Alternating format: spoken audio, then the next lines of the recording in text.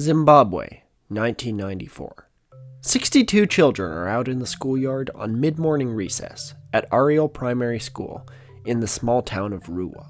Something is about to happen. A student named Haley says her attention was first drawn to a strange sound, comparing it to someone blowing a flute. Some kids reported that it was a buzzing sound, comparing it to bees or electricity. Something blindingly bright appears in the sky, above a rocky cliff. A girl named Candace said, "We got closer and closer and we saw this silver thing just shining. We thought it was just a house with glass reflecting in the sun and shining. Then we thought, no, it can't be that, because there's no houses up there on the rocks." The object lands in the schoolyard. It resolves itself into the shape of an oval craft. The object was described as large and silver with lights and a red strip around the edge. Several children see a humanoid figure emerge and stand guard on top of the craft.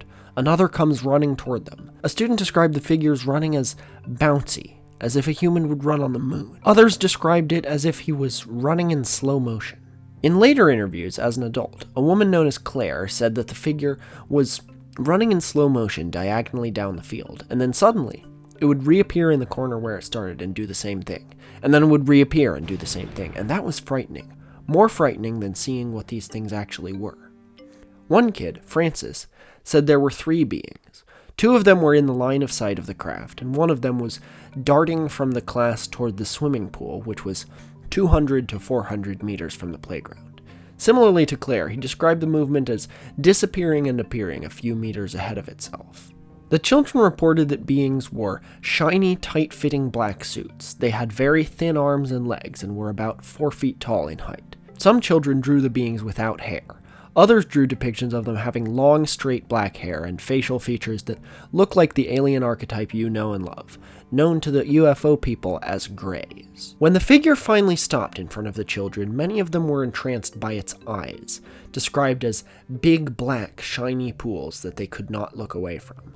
One student said it looked evil because it was just staring at me, as if it wanted to come and take us. One female student said she could not see their faces as they appeared blank like a piece of paper to her. While the figure did not speak, several of the kids who stared into its eyes said they received telepathic messages into their mind regarding something that's going to happen. Something big. Something terrible. When asked in later interviews what the message was, the kids had different answers, but the same consistent theme. One boy said pollution. Another said they want people to know that we're actually making harm on this world, and we mustn't get too technologied. Another student said it was like in the world all the trees would just go down and there would be no air and people would be dying. I think that in space there's no love, and down here there is. Other kids said that they were visited because, quote, they were young and that something was going to happen to the earth when we were older. This event changed the lives of these 62 children. It's arguably the best corroborated and most consistent mass UFO sighting of all time. Something happened here. But what? I'm your host, Tor Parsons. These are my co-hosts, Jollibee the Durian and Thimble the Doll. And welcome to Tor's Cabinet of Curiosities.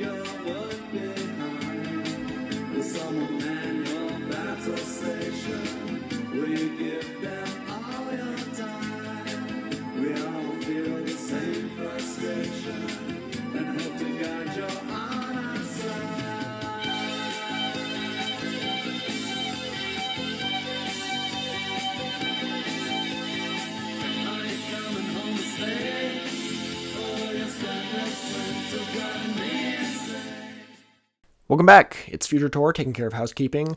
I filmed most of this episode back when Jollibee was still in my studio. Now he's off on the East Coast harassing another YouTuber, but next video, I promise I will go get him back. Do you like the shirt? I'm from Eugene, Oregon, and I'm wearing this shirt.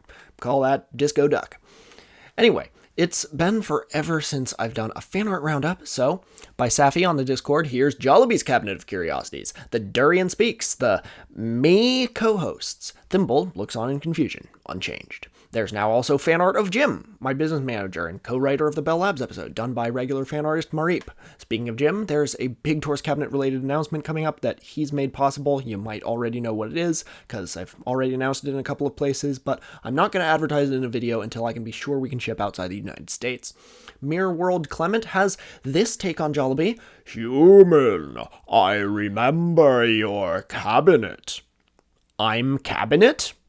Thanks, Jollibee. Trans Butch Blues, who has a banger username, did some outsider art of Thimble. Love it. And for the absolute coolest thing a Tor's Cabinet fan has ever done, Crubbly etched a 35-micron Jollibee the Durian. That's about half the width of an average human hair into a silicon wafer, visible only through a scanning electron microscope.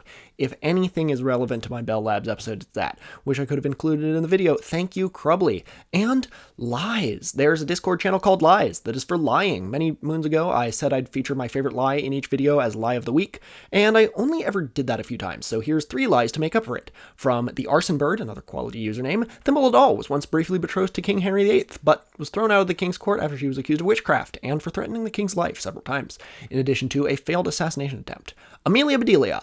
The next video is going to have LBJ dick pics, but completely unrelated to the video topic. The choice rests in my hands, whether that remains a lie or not. Trans Butch Blues returns with this one. Moxie is the worst soda and hasn't affected my life at all. Now that's a lie. Moxie is the ichor of the gods, and I mean that in a good way. The availability of Moxie and Fireflies at Night are the only 2 ways the eastern US can be said to be better than the west. You can submit fan art on the fan art channel on Discord, you can submit lies on the lies channel, and you join the Tor's Cabinet Discord by contributing to the Tor's Cabinet Patreon. I'm sorry about that, but I don't have a lot of Patreon exclusive videos, nor the time to make any, so I've got to promise some big perk for joining the Patreon, and it's the Discord. If it's not going to be videos, it's the Discord. One last thing, before we return to your regularly scheduled programming, check out this fantastic new channel, Historical Detour, started by my buddy Blaze. Link in the pinned comment, featuring the exact same mic I used for the first few months of Tor's Cabinet, but much better audio editing. If you don't subscribe to Historical Detour right now, I'll send Thimble and Sluds after you, separately, as an adversarial collaboration. Consider yourself warned. Zimbabwe, 1994. The country as we know it is 14 years old. Until 1980, it was ruled by its white minority and known first as Southern Rhodesia, then when neighboring Northern Rhodesia transitioned to majority rule in 1964, becoming Zambia, Southern Rhodesia continued on as the only Rhodesia. As you'll know if you're a good Tor's Cabinet viewer, Zambia has its own wild space-related story, but that's not what we're talking about here. Rhodesia kept encouraging white settlement from Europe and America through the 1970s, all while they fought a decade-long civil war with their black majority, finally drawn to a close with an agreement in 1979. White Zimbabweans, who owned most of the country's land, had their farms bought out in a land reform process that left some of them richer than they had been before. Across the 1980s, about 2/3 of white Zimbabweans left, mostly to South Africa, still under apartheid. Poverty and tribal conflict increased among the black majority and was only beginning to subside by the early 1990s. Despite land reform, white Zimbabweans still owned most of Zimbabwe's farmland in 1994. Protests sporadically flickered across the country against President Robert Mugabe and his corrupt party, the ZANU-PF, now believed to be rigging elections. In the 2000s, Mugabe would institute a much more aggressive, poorly handled campaign of land reform, which ended up crashing the economy and causing one of the world's worst periods of hyperinflation, in which ATMs crashed because they weren't built to handle such high numbers, and 100 trillion Zimbabwean dollar bill was printed, then rapidly became worth more as waste paper than as currency. This is still probably the main thing Zimbabwe is known for in the West. They got rid of the Zimbabwe dollar in 2009, but Mugabe would end up staying in power until he was finally taken out in a coup in 2017. Zimbabweans now often see the 1990s as a golden age. The economy was improving, poverty was declining. It seemed like majority rule was paying dividends at last.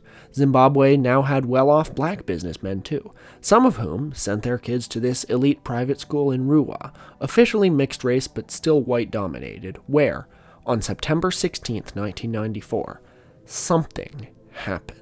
The encounter with the beings only lasted about 15 minutes. At the 10:15 a.m. recess, no adults were present as the teachers were inside at a staff meeting. Under the traditional British boarding school system, which if you're American you'll know from Harry Potter, older kids served as prefects to monitor the younger kids. The only adult in the general vicinity was a woman volunteering to run the snack shop. One of the children ran to her and said that a, quote, little man had landed. Other children came running to the school to inform the teachers. One teacher remarked that they came running up in such a panic, and even if they'd staged it, they could not have run all together like that. Another teacher said that, I believed them, that they'd seen something, but I wasn't prepared to accept that it was anything supernatural or anything like that. However, the students remained firm in what they had encountered at their recess. Colin Mackey, Ariel's headmaster, said that he didn't think an imaginative child created a story that convinced the other kids of the event. Rather, quote, I don't believe that I don't believe.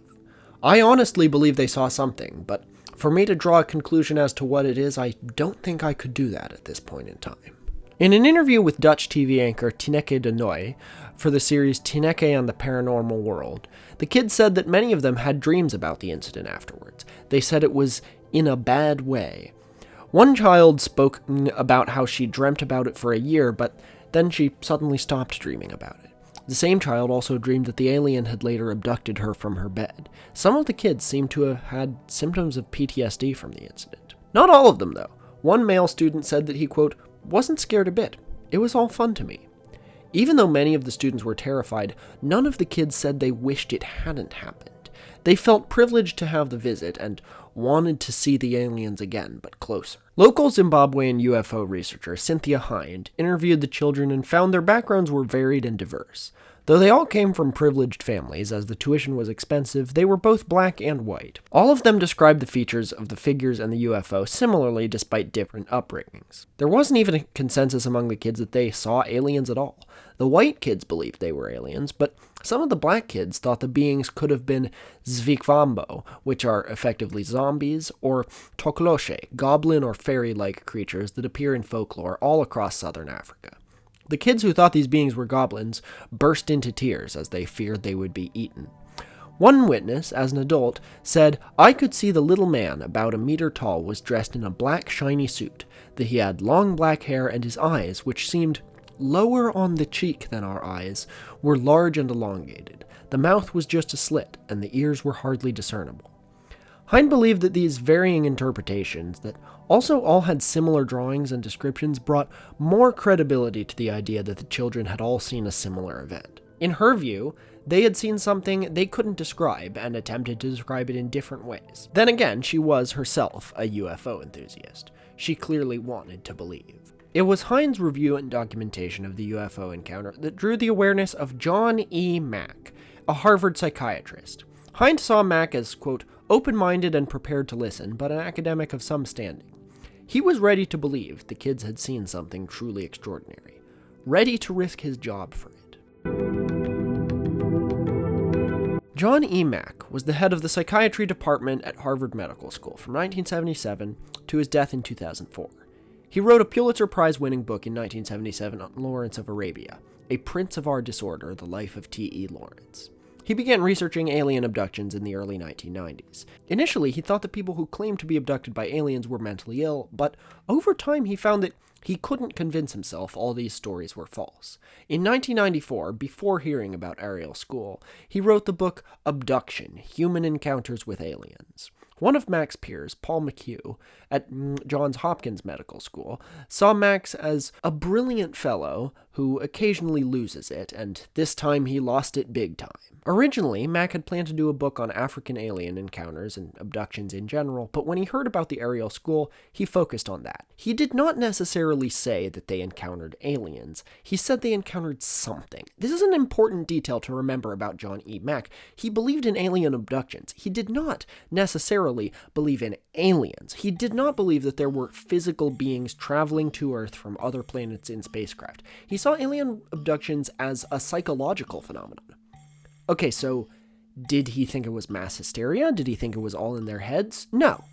Mack believed that alien abductions were spiritual, transcendent experiences. He compared them to Native American vision quests and medieval monks having visions of God.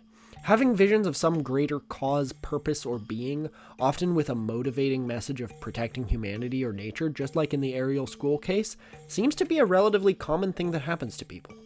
People who take drugs like DMT sometimes encounter beings that feel so real they refuse to believe they didn't literally encounter some extra-dimensional spirit. DMT famously makes people see entities nicknamed machine elves, and while I've never gotten an explanation of what the so-called machine elves look like or act like that makes sense to me, and I'm not sure it can be described in conventional terms, machine elves sounds like a decent description of the entities the Ariel school kids met. In fact, a lot of the details of the Ariel school encounter sound like a psychedelic experience, starting with a buzzing and shimmering in the air, the entities moving in some impossible to describe way where they were running forward but repeatedly teleporting back to where they were, and of course receiving some seemingly deeply meaningful message about protecting the world. People on psychedelics are very suggestible. Hallucinations can be guided by others, so it wouldn't surprise me too much if all the kids had roughly similar stories. I'm not sure if anyone's investigated this potential explanation, and for the record, I don't think it's true. There's this fungus that sometimes grows on wheat called ergot that is chemically similar to LSD and produces hallucinations, to the point that sometimes it's been blamed for the Salem witch trials, but I highly doubt these kids had ergot poisoning. I've never heard of someone having a hallucination this detailed or this not necessarily bad from ergot.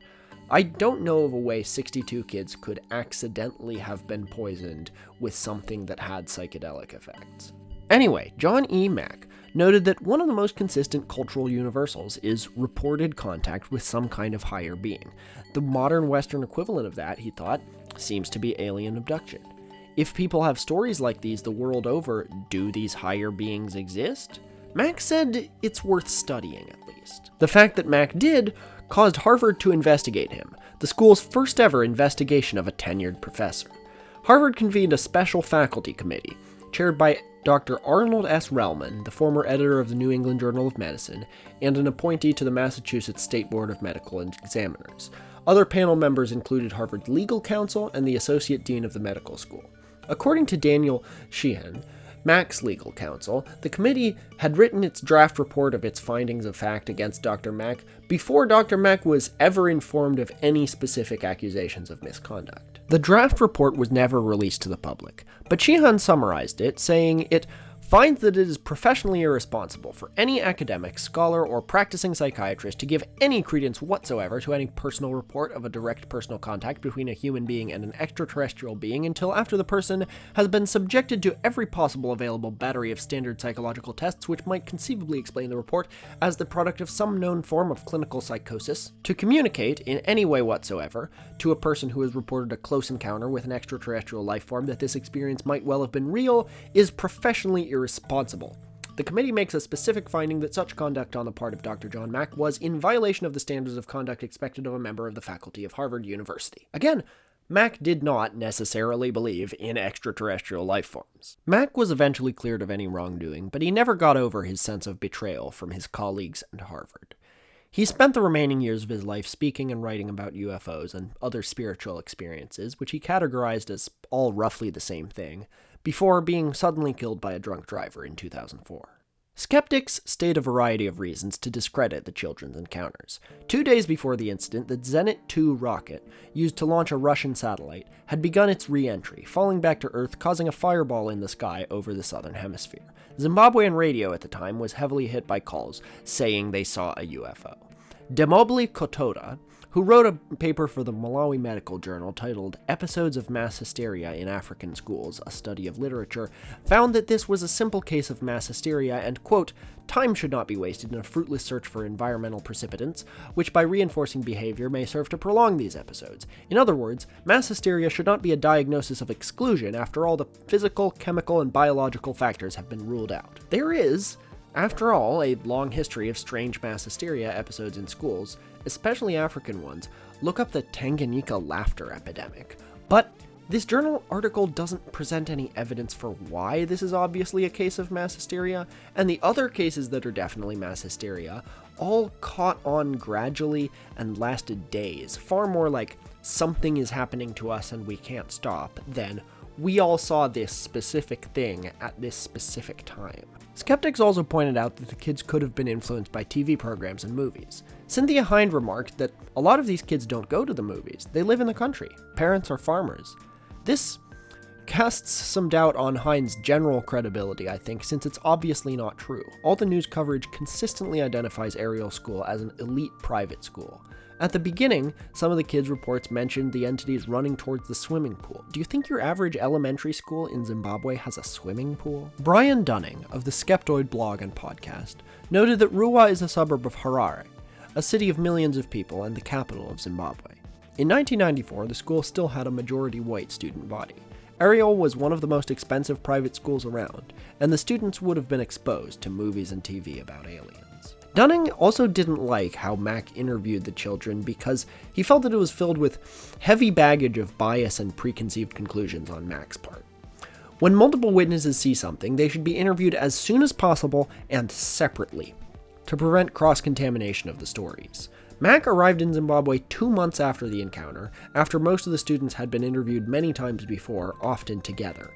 The component of the kids' accounts where the aliens telepathically communicated a message about protecting the Earth only comes from Mack's interviews. None of the interviews before him mention it.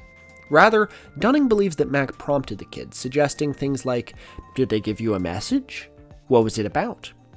Like maybe protecting the Earth? Maybe warning about something that'll happen to Earth in the future? That's something aliens do, right? Because that was the sort of thing that was on Mack's mind. By 1994, the Cold War was over, but Mack was still devoted to the anti-nuclear weapons movement and was a strong environmentalist. A decade earlier, he and Carl Sagan had gotten arrested for occupying a nuclear test site in the Nevada desert. Also, Hines' own interview of the kids was criticized by Dunning because she interviewed the children in groups of 2 to 6, while the other kids were allowed to watch and listen to the groups being interviewed. But, okay, if the most sensational elements of the story are made up, they still saw something, right? What did they see? All the attempts at explaining how the 62 students could have seen something normal are arguably weirder than it being aliens. In Oliver D. Smith's review of the Ariel UFO case, he thought that perhaps what the children were talking about seeing was a dust devil, a naturally occurring whirlwind of dust, sort of like a tornado but less destructive. He made a table, which you're looking at now, explaining how some of the less weird features of the kid's story could have been a somewhat unusual type of dust devil. Strong winds, whirring sounds, although not buzzing like bees or electricity, I think, glowing and spinning around. These are explanations for the craft, but not for the entities. Okay, the kids were rich and sheltered and stuff, but Zimbabwe is a dry place, and in 1994 it was in the midst of a drought. They'd definitely seen dust devils before. I've seen dust devils before. In a sufficiently dry area, they're not that rare. I could use this exact same table to explain that the kids saw a fushigi ball. I'd sooner believe that they really did see aliens than that this extraordinary story comes from something as pedestrian as a dust devil. And I don't believe they really did see aliens. Slightly more plausible is the puppet show hypothesis. There's a puppet show hypothesis. A quote-unquote independent researcher and writer in London named Gideon Reed wrote this, and I don't think I believe this either, but it sure is interesting. Apparently in the 1990s, USAID promoted AIDS awareness campaigns across southern Africa through every medium they could think of. To reach people who may not be literate and wouldn't have TVs, they launched traveling puppet shows. Gary Friedman, a puppeteer who had worked with Jim Henson, developed puppets that would teach people about AIDS. To make the puppets racially neutral, they settled on making them gray. Puppets Against AIDS would regularly go out to little villages across southern Africa and perform puppet routines about AIDS prevention, unannounced. Puppets Against AIDS was what this group was called, but puppets may have been a misnomer since these were full-body costumes with people inside them. Wearing these suits, people walked awkwardly, with long strides, as if they were running in slow motion.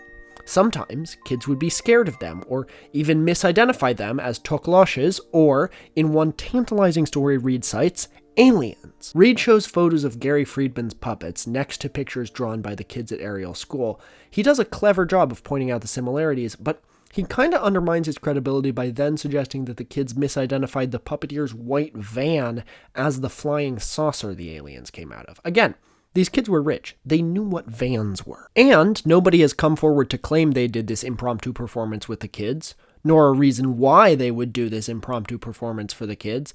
And the Ariel school encounter was big news in Zimbabwe. If their goal was to make these kids aware of AIDS, they certainly seem to have failed. It would have been a big publicity coup for Puppets Against AIDS for them to be able to say, nope, it's not aliens, it's us, wanna learn about AIDS?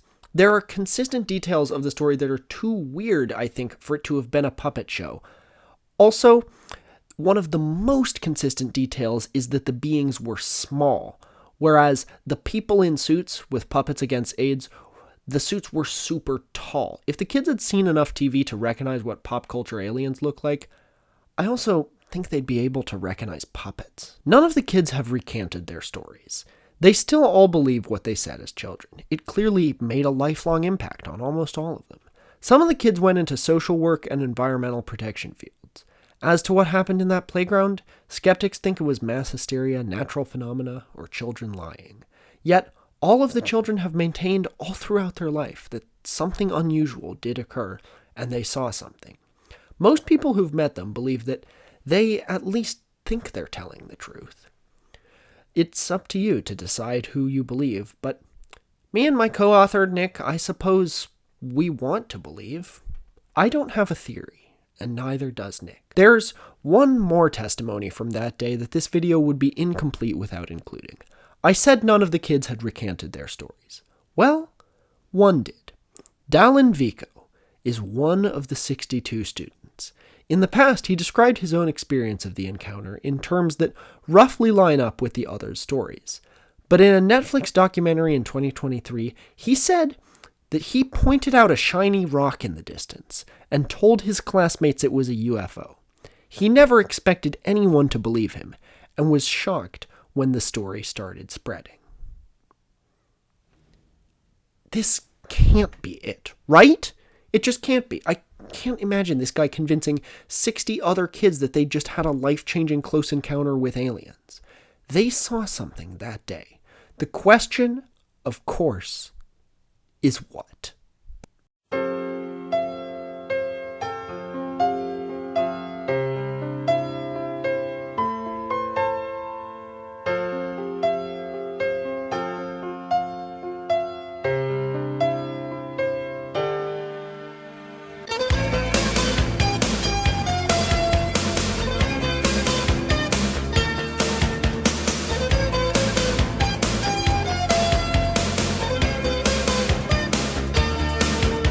Believe in something right, but you do something wrong.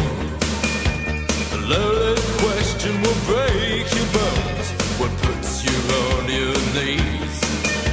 You paint the walls in red, the color of your heart, but the man in grey will get you now. You've got to hide or take the blame.